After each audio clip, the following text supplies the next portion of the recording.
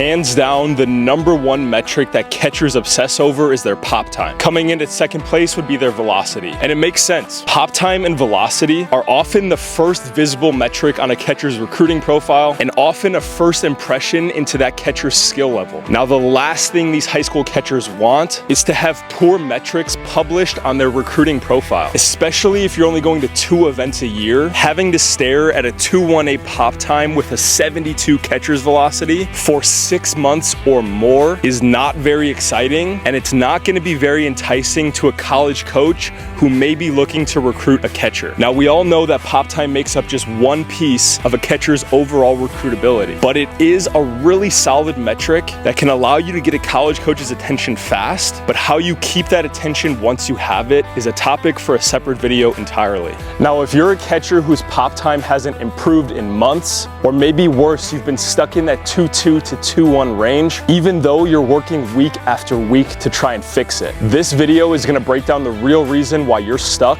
and can't break through to a sub 2, and I'll tell you right now, it's not just your arm strength. In fact, most catchers don't have an arm strength problem. They have a direction problem, they have a momentum problem, they have an exchange problem, and they've never been taught how to systematically work on their throw in a way that makes sense to them. From my experience, I firmly believe if your pop time is in that 2.2 to 2.1 range, you already have the tools to break underneath the sub 2. It often doesn't take a miracle or a jump in throwing velocity to hit that new level. It often takes a deeper understanding of the throw and proper repetition to get it done. And if you're wondering why you should trust me, I've worked with hundreds of catchers from youth to college to pro, and I've helped over 250 catchers decrease their pop time by 0.1 or more in my program. One of my most recent guys came into my program stuck above a 2.0 with his best time being a 2.09. We fixed a few mechanical issues that were leading into his release, and now he's hitting low 1.9s in a practice environment and hitting legit 1.96s in a game. Another catcher that I work with named Jimmy came to me with a 2.06 pop time and could not break below a sub 2. We shaved 0.17 off of his pop time while in season by simply getting him to understand how his throw works on a deeper level, and he's now hitting times in the low 1.9s with a 1.89 PR. What we did with these guys had nothing to do with more effort or more reps, and everything to do with an intentional understanding of how their bodies moved, what movements should be considered efficient versus inefficient, and then getting them the proper repetition to ingrain these new movement patterns. Most catchers try to fix their pop time by taking more reps in isolation. And the reason that their pop time stays stagnant is because even though they're taking more reps and working harder, they aren't actually changing anything about their throwing mechanics. They're just adding more effort without actually understanding how their throw works. But what if I told you the reason your pop time is stuck above a 2.0 has nothing to do with the amount of reps you've taken or how many times you've tried to work on your transfer or footwork in isolation, and it has everything to do with how well your body sequences under a time constraint. If you're like any of the catchers that I've worked with over the years, you have one or more of the following 3 problems. Number 1, you don't establish proper momentum leading into your throw. Number 2, you have poor direction guiding your throw. And number 3, you have a really long exchange time. Now let's break down each one so you can understand if you have the same problem and how to fix it. The biggest cheat code to a faster pop time is mastering everything our body does before the ball actually hits our glove. Here's what I mean. Most high school catchers create little or no momentum into their throw. When the ball hits their glove, they have no directional force towards their target at second base. They then have to create all of their momentum after the ball hits their glove, and this causes catchers to push straight out of their legs and then working rotationally instead of linearly through our target. If you can think about your throw as a sequence of events, we can begin to understand the importance of each part of the sequence and how to maximize the effectiveness of each part. The most important part of the throwing sequence is everything that my body does before that ball hits my glove. When done properly, we should see some kind of movement towards second base with our lead leg. Ideally, we want the lead leg to separate away from our backside so that we can begin creating tension between these 2 points early early, and we can minimize the amount of time needed to create tension later on in the throwing sequence. If I were to take a freeze frame of you in your stance before your throw, and we dropped an anchor point in your lower back and ran it through your belly button, the most efficient line for a catcher's hips to work would be directly from that belly button straight to second base,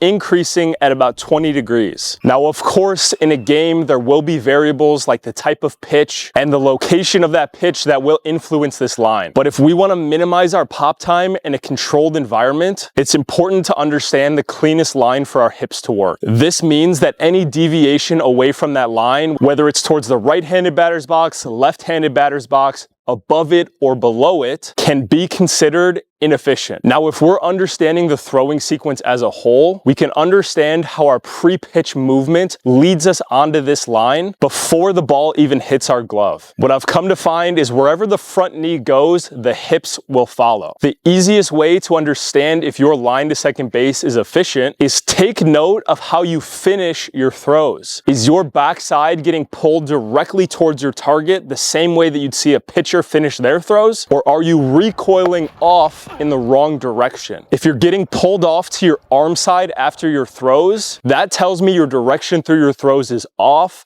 and you're fighting against your front side instead of rotating through it. I want you to imagine there are two variables that go into the pop time equation. Variable number one is your exchange time, essentially how fast you're going from when that ball hits your glove to being released by your throwing hand. Variable number two is your throwing velocity, essentially how fast that ball travels after it leaves your hand. The easiest factor to manipulate within the pop time equation is our exchange time. Pure velocity development takes a much deeper level of education and way more nuance within your training. So if you finally want to get your pop time under a 2.0, assuming you have the arm strength to do it, you're going to want to shoot for a 0.6 to a 0.65 exchange time in a controlled environment. Exchange time is the purest measurement of the efficiency of our mechanics, meaning if your exchange time is a 0.7 or higher, you have some kind of mechanical inefficiency that we can address, and hopefully by watching my videos or maybe one day joining my program, you'll know where to start to look